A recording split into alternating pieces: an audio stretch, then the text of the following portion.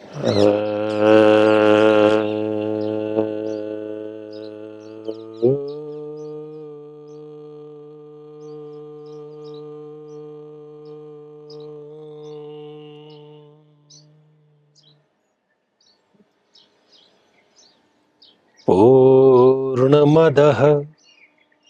पूर्णमिदं पूर्णात् पूर्णमुदच्यते पूर्णस्य पूर्णमादाय पूर्णमेवावशिष्यते।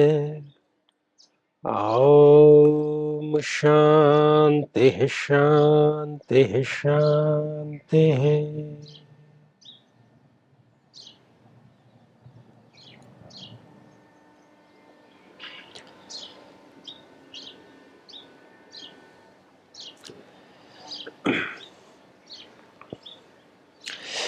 आज का प्रश्न बड़ा ही सामान्य लेकिन बड़ा ही महत्वपूर्ण है।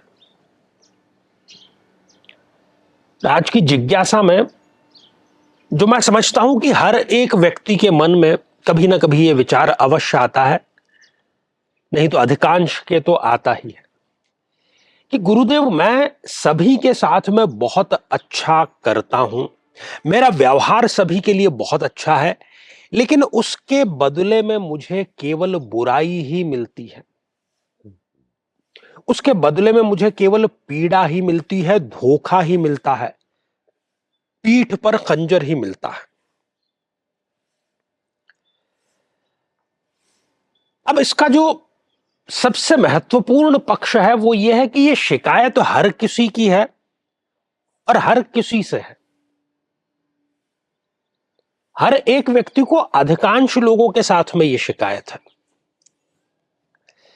तो जब इस समस्या के मूल, इसकी जड़ पर हम विचार करना प्रारंभ करते हैं तो हम ये पाते हैं कि हम अभी जिस युग में जी रहे हैं, और चूंकि हर एक का उद्देश्य है पैसा कमाना, भौतिक समृद्धि, प्रॉस्पेरिटी, और बस वो सुबह से लेकर के संध्या काल तक एक ही कार्य में लगा हुआ है। अब इस बीच में जो सही आदमी है, देखिए पैसा कमाने के लिए व्यक्ति झूठ भी बोल रहे हैं, फरेब भी कर रहे हैं, कोई क्राइम तक भी पहुंच रहा है। अब इसको एक उदाहरण से हम समझते हैं। एक सड़क पर आप गाड़ी चला रहे हैं, आप चाहे मोटरसाइकिल चला रहे हैं, साइकिल चला रहे हैं, कार चला रहे हैं, कोई भी वाहन आप ड्राइव कर रहे हैं। अब आप ऐसे हैं कि आप यातायात नियमों का पालन करते हैं, लेकिन आपके अलावा और जो अधिकांश लोग हैं वो यातायात नियमों का पालन नहीं कर रहे हैं, तो दुर्घटना आपके साथ में होगी। और आपने भी ये पाया होगा भारत के प्रत्येक शहर में कि जब लाल बत्ती, जो कि आपको रुकने का इशारा करती है, वो जब 7, 6, 5 होने लगती है, उससे पहले ही लोग उस लाल बत्ती को क्रॉस करना प्रारंभ कर देते हैं। अब जो व्यक्ति वहां खड़ा है कि जब शून्य हो जाएगा, उस शून्य के बाद में जब ग्रीन लाइट, जब हरी बत्ती जलेगी, तब मैं अपना वाहन निकालूंगा, तो उस वाहन को तो लोग टक्कर मारते हुए, कुचलते हुए बाहर निकल पाएंगे। पेशेंस, धैर्य नहीं है। किसी सड़क पर यह लिखा हुआ है कि 40 किलोमीटर प्रति घंटे की यहां पर गति सीमा है, लेकिन उसका पालन कोई नहीं कर रहा। आप अगर उसका पालन कर रहे हैं और बाकी सारे 80, 100 की स्पीड में चल रहे हैं, तो आपकी दुर्घटना होना सुनिश्चित है।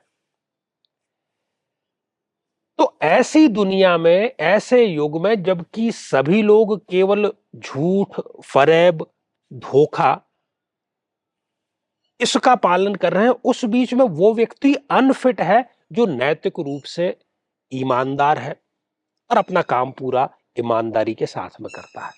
इसलिए उसको स्वाभाविक रूप से, क्योंकि उसके साथ में हो रहा है, इसलिए उसको ये विचार आना बिल्कुल मुफीद है कि मैं सभी के साथ में अच्छा करता हूं, मेरे साथ में बुरी चीजें होती है, क्योंकि आप वहां पर कमजोर कड़ी बन गए। तो अब क्या इससे हम ये सीख ले लें कि ईमानदारी छोड़ दो, अच्छा कार्य करना छोड़ दो और धोखा और फरेब करना शुरू कर दो। नहीं, इससे ये शिक्षा नहीं मिलती है,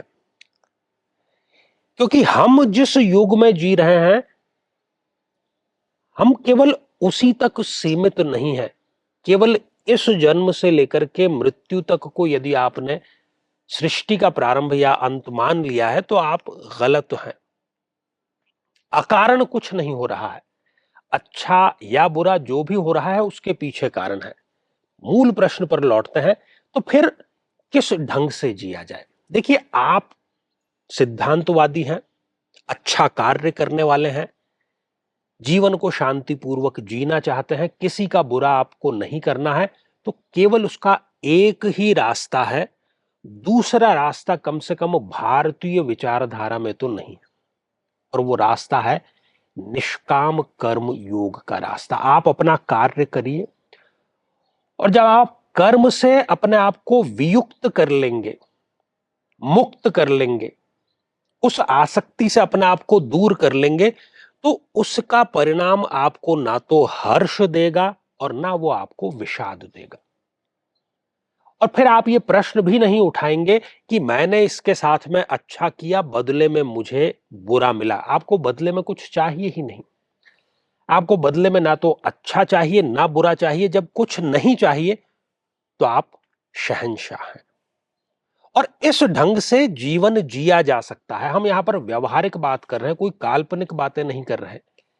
इस ढंग से जीवन जी रहे हैं।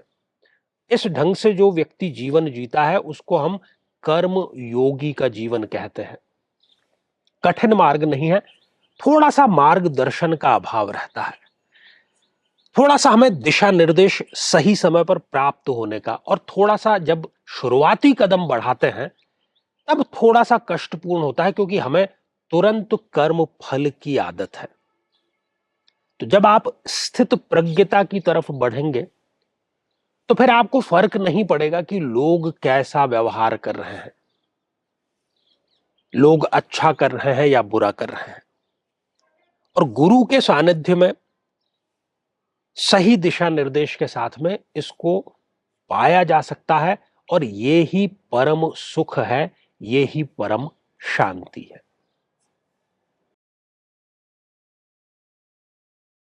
84 लाख योनियों में भटकने के बाद कहीं जाकर ये मानव शरीर मिला है, और जिसे हम भोग, वासनाओं और विलास में व्यर्थ दमा रहे हैं, जिसका सुनिश्चित परिणाम दुख और पछतावा है ही। जब तक जीवन है, सुख और दुख का ये क्रम तो चलता ही रहेगा, लेकिन गुरुदेव के आशीर्वाद से आप सदैव आनंदित, हर्षित और प्रसन्न बने रह सकते हैं। ये एक पुनर्जीवन के समान है। परम पूज्य गुरुदेव आचार्य चंद्रकांत जी से गुरु दीक्षा प्राप्त कर अपने जीवन को सार्थक बनाएं, ताकि आपको अलौकिक, पारलौकिक और सांसारिक सभी सुखों की प्राप्ति हो सके।